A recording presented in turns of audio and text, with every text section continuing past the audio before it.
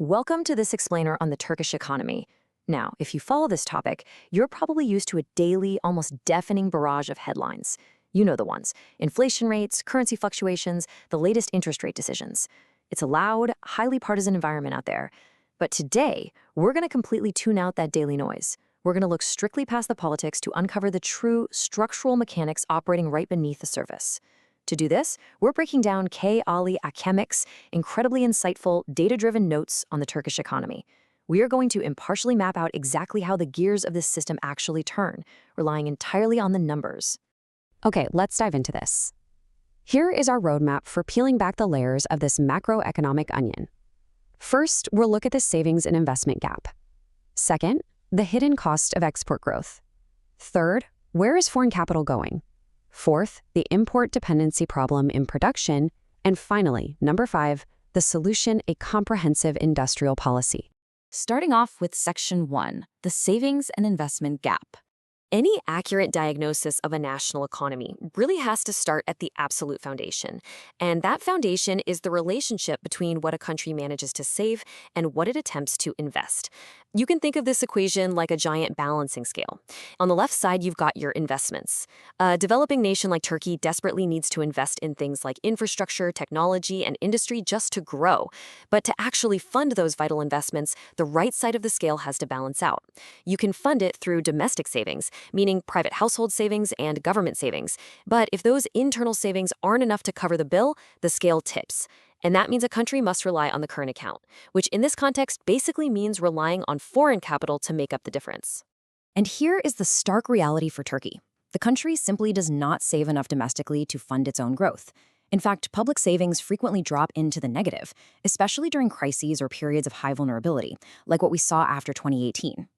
When government savings are negative, it means the state actually needs to borrow just to keep the lights on, let alone invest in the future. So this structural deficit forces a deep, systemic reliance on foreign money just to keep the economy moving forward.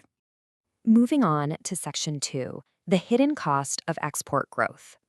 So you might be wondering, if the country is structurally forced to borrow heavily, how does the state attempt to close that gap and drive the massive boom in exports we've seen recently? Well, imagine the national income as a pie. Over the last 2 decades, the slice of the pie going toward domestic household consumption has dramatically shrunk. It plummeted from 67% back in 2000 down to just 55% by 2021. The domestic slice is purposefully squeezed. By suppressing domestic purchasing power, the system intentionally limits what people can buy at home, and that creates a massive surplus of goods that can then be pushed out into the global market as exports. Now, what's really interesting about this is the sheer mathematical reality of how this export surplus is funded. Since 2016, we see a very distinct, steady drop in the wage share of the national income. But right alongside it, there is a rapid, corresponding rise in corporate operating surplus. It's essentially a direct wealth transfer from households to firms. By cheapening labor costs and keeping wages low, Turkish manufacturing becomes highly competitive on the global export market. Ultimately, it's a strategy of squeezing domestic workers to subsidize global export dominance. Which brings us to Section 3. Where is foreign capital going? Let's follow the money a bit further. We know foreign capital is coming into the country, often to the tune of over $10 billion a year. But where exactly is it going? You'd naturally assume that foreign direct investment is pouring into building up Turkish industry, right?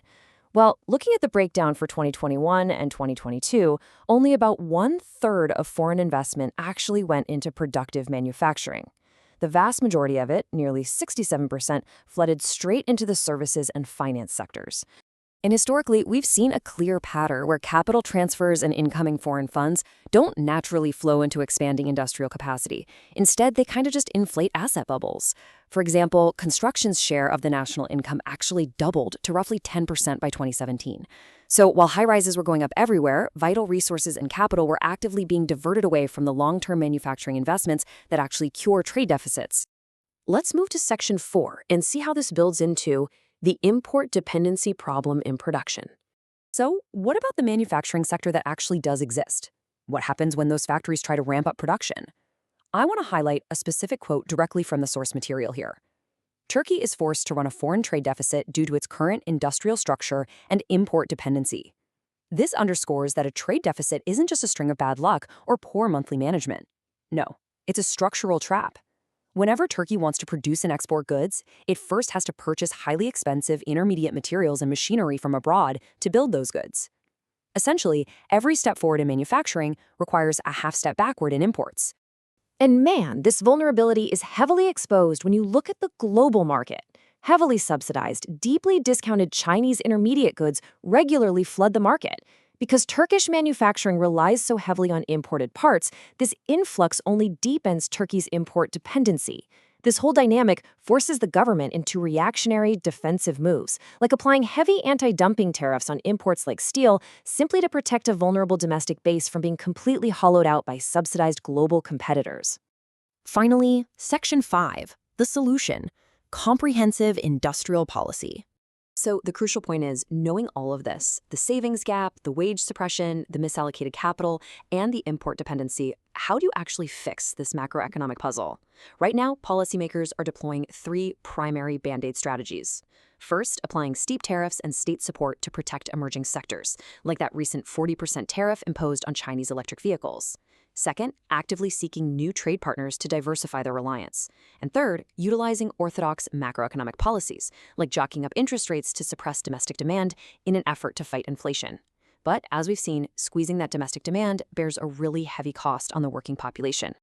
But here is the author's core conclusion from all of this data. Manipulating interest rates and repeatedly crushing domestic consumer demand is absolutely not a sustainable long-term fix. You just cannot tweak the financial dials to solve a structural deficit in production. The only genuine way out of this cycle is a comprehensive long-term industrial policy. It requires a massive commitment to structural transformation, one that rebuilds the capacity to manufacture intermediate goods domestically rather than relying on endless imports. Which leaves us with a pretty defining question. Going forward, will Turkey continue to rely on the short-term lever of suppressing its own people's domestic demand just to balance the books? Or will it finally commit to the incredibly difficult multi-decade task of building a true structural industrial policy that actually cures the root of the dependency? Thank you so much for joining me on this explainer, and I'll leave you to ponder what path lies ahead for the Turkish economy.